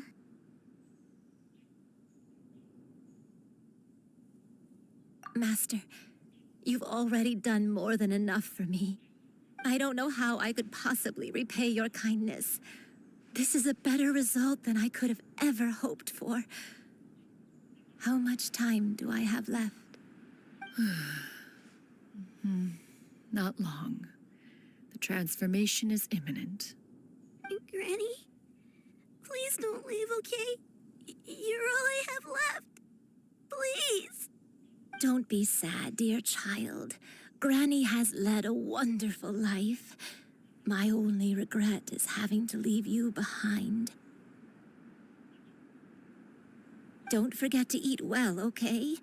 A growing young lady like yourself needs lots of good food to grow big and strong. Promise Granny you'll take good care of yourself when I'm gone. I promise, Granny. I'll do whatever you say. Good girl, good girl. Don't worry.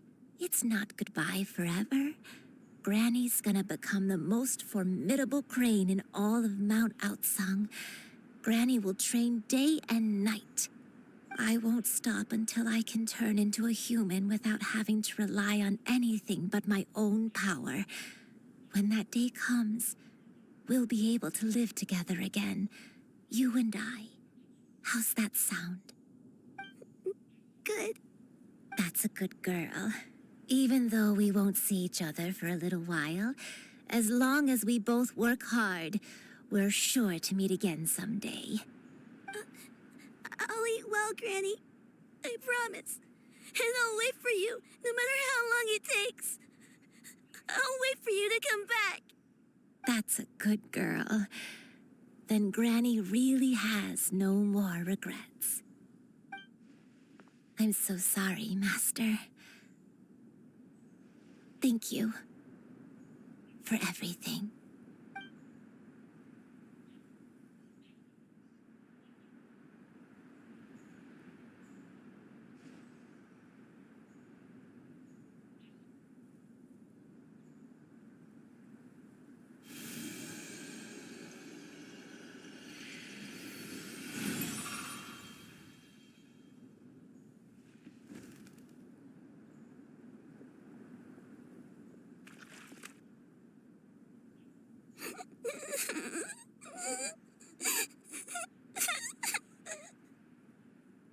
Xianyun. Let her be. At her age, crying is a natural, if not fitting, response to such an event. Tears are a necessary part of maturation. Sometimes there is scarcely a better vehicle to wash away the toll of stress and misery. Now that the issue has been resolved, you should also take a moment to relax. Give yourself some time to rest. Take a nap if you must. One will wake you in due time.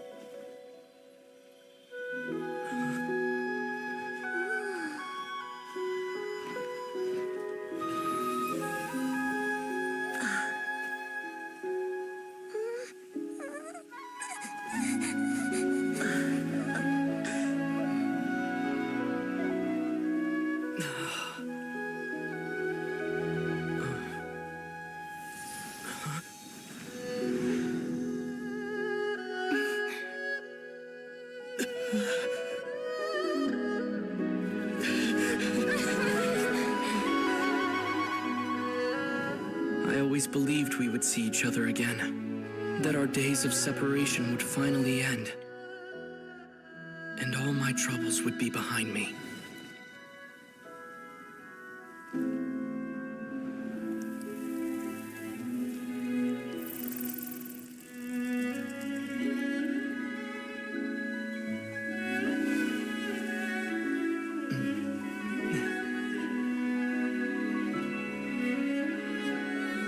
If only things could stay this way forever.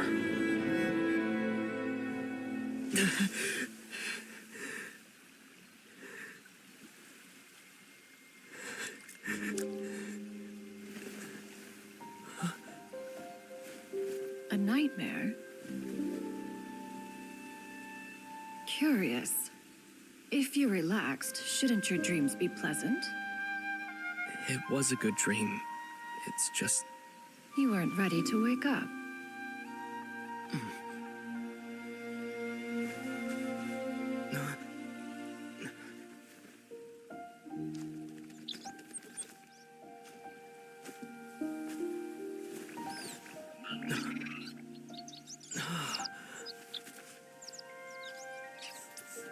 Eloquent as one may be, words of comfort are not one's strong suit.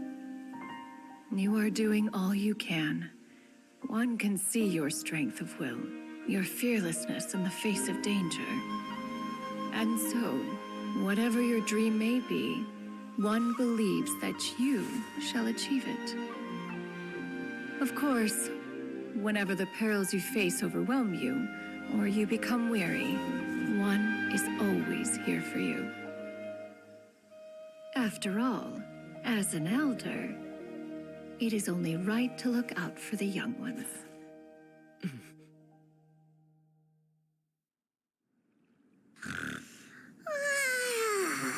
Grilled chicken drumsticks. Huh?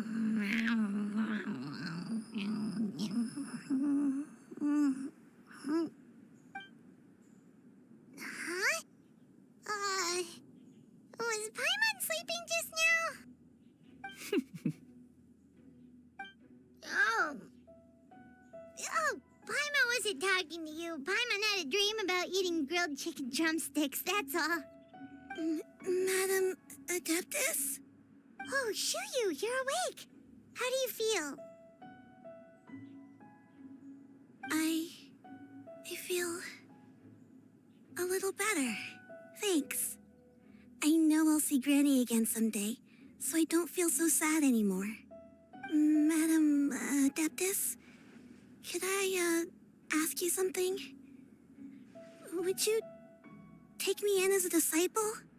Oh, and have you reasons for this sudden interest? I know Granny thought what she did back then was wrong. She felt really bad about it. But without that mistake, I would have never been born. Even though Granny lost her memories, she never forgot to show me how much she loved me. So, I thought maybe one day I could become a cool adeptus like you and help a whole bunch of people, just like Granny wanted to do. Upon some reflection, one supposes you are no mere mortal. The fact that Yuendai's blood flows through your veins is proof enough of that. If this is what you desire, one shall make it so. Thank you so much, Madam Adeptus. No, I mean, Master. Xianyun, are you sure about this? Paimon's gonna let you in on a little secret. We've seen Cloud Retainer's 2 other disciples, and they pretty much eat nothing but bitter herbs like Xianyun and violet grass.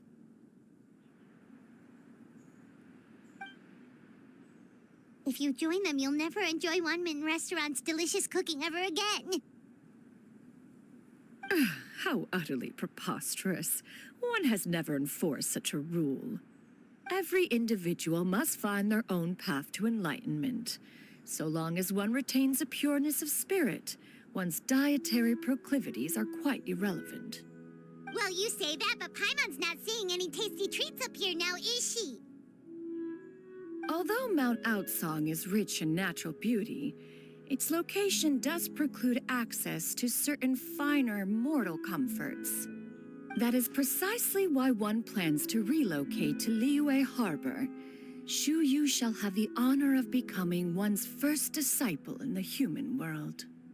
Whoa, you're leaving Mount Outsong?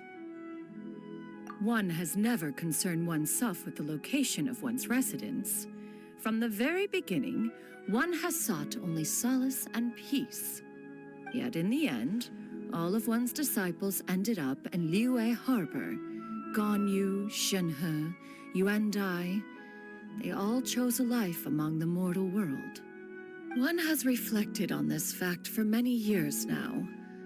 One can only assume that it is due to some failing on one's part as an elder or master. A failing, perhaps, of recognizing what it was they truly wanted. One is most curious as to what aspect of Liyue Harbor could have enticed them to remain there. One could hardly offer an opinion on the matter, but perhaps some time in the harbor will prove instructive. Why are you all so silent? Paimon is, just a bit shocked, that's all. So, does this mean we can grab a meal together in Liyue Harbor sometime? One has precious little time to squander. However, if one finds oneself otherwise unoccupied, one would not be opposed to the idea. One will be assuming the identity of a human while residing in Liyue Harbor. You should take care to avoid disclosing one's true identity. Don't worry, we'll help you keep it a secret. So, when can we expect to start seeing you in the city? Perhaps in 2 days' time. One has some matters to see to before one's departure. Preparation is the key to success, after all. One plans to put up various items from one's collection for sale. The earnings should provide for a comfortable living in Liyue Harbor. One has already picked out a handsome property near Chuhu Rock. 'Tis no small purchase, but what is mortal life if not one expense after another? Seems like you've really thought of everything. Then how about we meet up in Liyue Harbor in 2 days? A sensible plan. See you then. Oh, also, why don't you take this suspense somnium mechanism as a souvenir? Anytime you should feel ill at ease in the future, you may try quieting your mind and sitting in meditation as you listen to its melodies. It might help you find a new perspective. Awesome! Thanks, Cloud Retainer!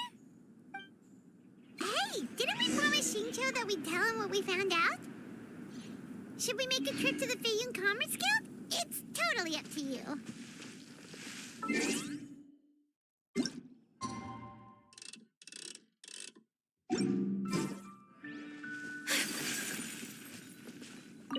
So, about your move to Liyue Harbor, you gonna tell the other Adepti about it? I have left an explanatory note in my abode. Those 2 old fossils will discover it, I am sure, should they come seeking my company. Considering their recent penchant for going off on private escapades, however, I find myself caring little for how they shall receive this news.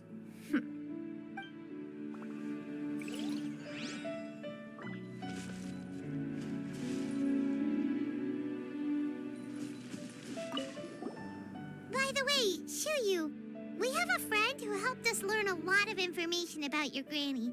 Is it okay if we tell him the full story? Sure. I don't think Granny would mind, as long as you don't tell a whole bunch of people. I don't think she'd want too many people to know. They might go to Mount Outsong and start bugging her about it. Granny needs to focus on her training, you know? But telling a friend or two is probably fine. No worries, our friend can keep a secret.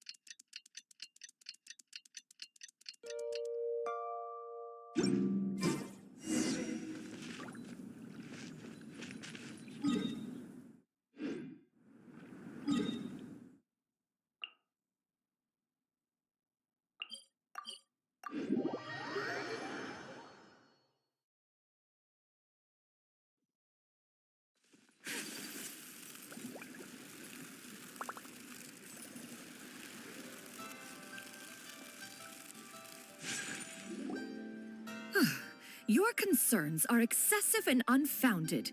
This is but a simple collection of ordinary valuables. Such intense scrutiny is hardly necessary. To be quite honest, your insistence on that fact is my primary cause for concern. In what way are any of these ordinary? Every single item here could be worth more than everything I own combined. I simply can't risk shelling out that kind of mora without proper scrutiny. If I'm wrong, I would never be able to earn it back, not even if I worked every single day for the rest of my life. I have to be careful. Yes, you can never be too careful. We're here, Cloud. Miss Xianyun, what are you guys arguing about? Ah, perfect timing. This ignoramus is questioning the authenticity of my wares. I'll have you know, these items have remained untouched in my personal collection for several hundred years. To question their legitimacy is pure folly. Several hundred years? Indeed. They're family heirlooms, you see, passed down over many generations, as families are wont to do. Yep, they've definitely been around a while. We can vouch for her on that one. Hear that? Had I not found myself in need of Mora, I would scarcely have had the heart to part with them. Indeed, you should consider it an honor to even have the opportunity to behold them with your own eyes. Doubt their authenticity any further, and I may just decide to take them to another buyer. Whoa, please don't go! I apologize for any insult, miss. You see, I know full well that I lack the knowledge to judge the true worth of these items. If you could wait but a moment, I've hired an expert to appraise them for me. He should be here shortly. An expert, you say? Very well. I will wait for a little while longer, then. Traveler, Paimon, this is my new residence. If you have cause to seek my company in the future, this is where you can find me. Master! Oh, it's you two again. Hello. Xianyun! You got a new outfit! It looks great on you. Mm-hmm. Master made it for me. I like it too. Huh? You know how to make clothes? Do I know how to make clothes? With the support of the proper mechanism, sewing is hardly a challenge. Master, I brought in most of my stuff. There's a few boxes left, but they're kind of heavy, so I just left them outside. Fret not. I shall help you move them into your room. Actually, I should probably sort through my stuff a bit first. Everything's kind of messy right now, so maybe you could, not look yet, Master? Yeah, that'd be great. It appears my young apprentice has her own fair share of secrets. No matter. Do what you must, child. Now, this expert you mentioned, when can we expect their arrival? Soon. Ah, there he is! Here, allow me to make some introductions. This is Mr. Zhongli, a well-respected consultant at Wangshang Funeral Parlor and an expert in all manner of valuables and antiques. Mr. Zhongli, this is Miss Xianyun. She's the one who's looking to sell the collection of valuables I mentioned earlier.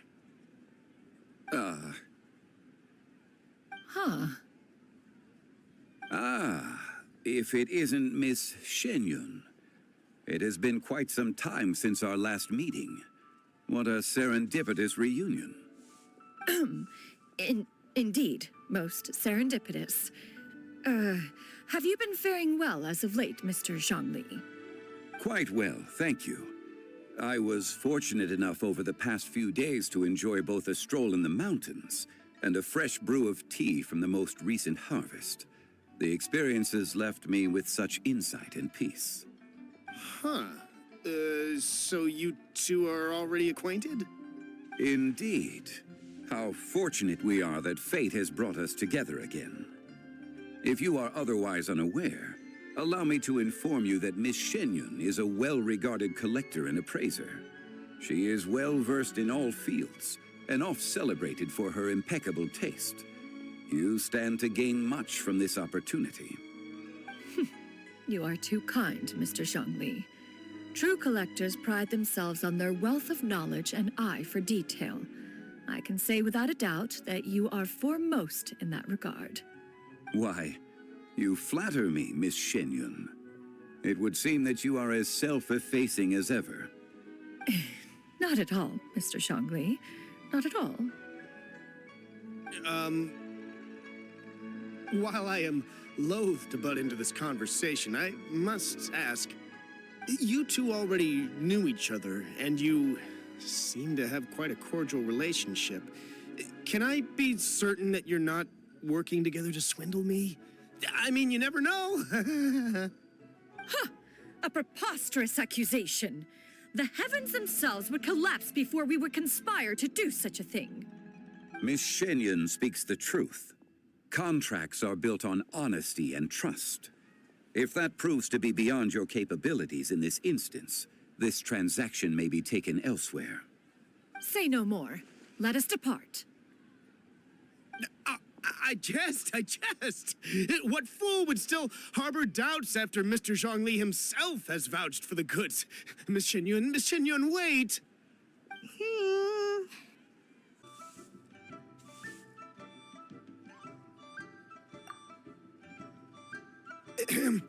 I deeply apologize for doubting you. So, Mr. Zhongli, could you please give me a final verdict on the value of these items? There is no cause for concern. They are indeed rare and precious valuables. Take this mechanism, for instance. Though one may not immediately perceive its purpose, its structure and appearance are exquisite enough to merit it a place in any fine home. The same can be said for this one here. Few could hope to possess an item that so perfectly blends mechanical wonder with geometric grace. I am sure you have heard from your travels that the study of mechanisms is among the most wondrous arts in this world. With that in mind, I earnestly recommend procuring every last item in this collection. All right. Since I hired you as my consultant, Mr. Zhongli, I shall, of course, trust your good opinion. Then, in that case, Miss Xianyun, I'll take the lot. However, since the final sum is quite large, how about we start with an initial deposit through the Northland Bank? The Northland Bank? Huh. Oh, you refer to the fiduciary house. Oh, very well. I fear people only use the term bank nowadays. In that case, I'll be off for now. I'll return to collect the goods once you've received the funds.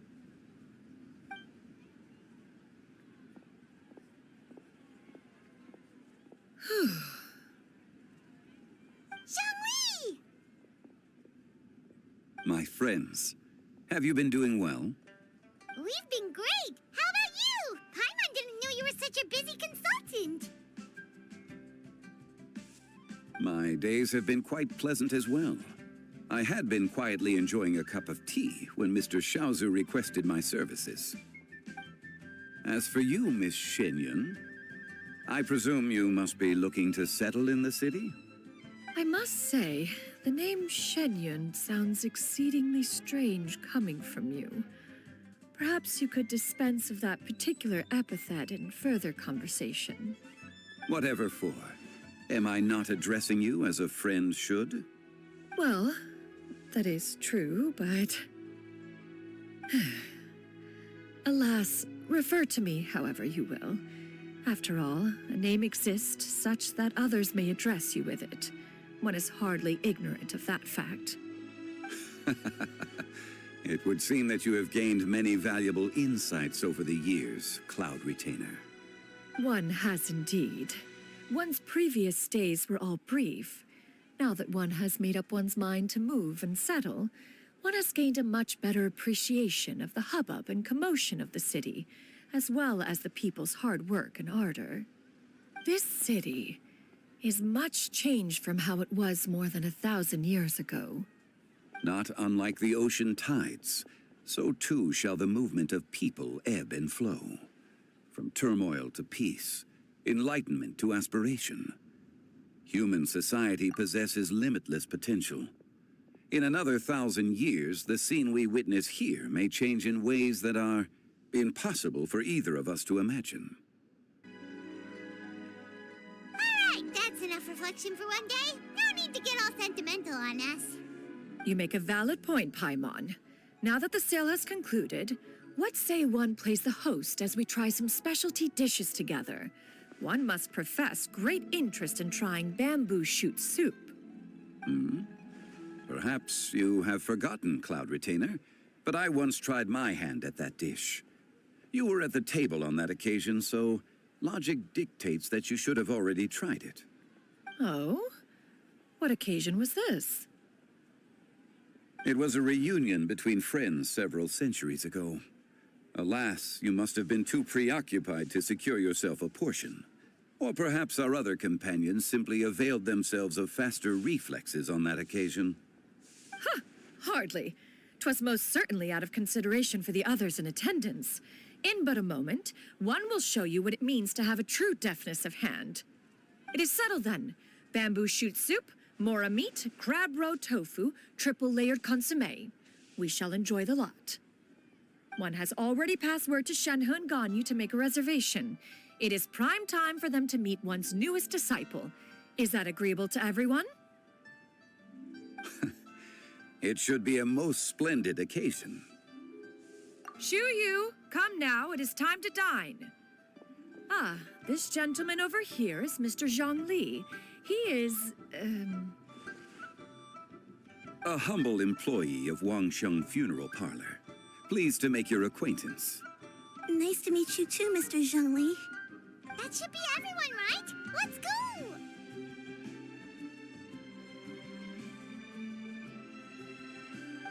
Sounds good. Actually, Master, have you ever tried Adeptus' temptation? I heard it's impossible to stop eating after even just one bite. You know, 'cause it's super tempting and stuff. Is that true? That sounds rather implausible. Although with the right preparation, certain dishes can be too delicious to resist.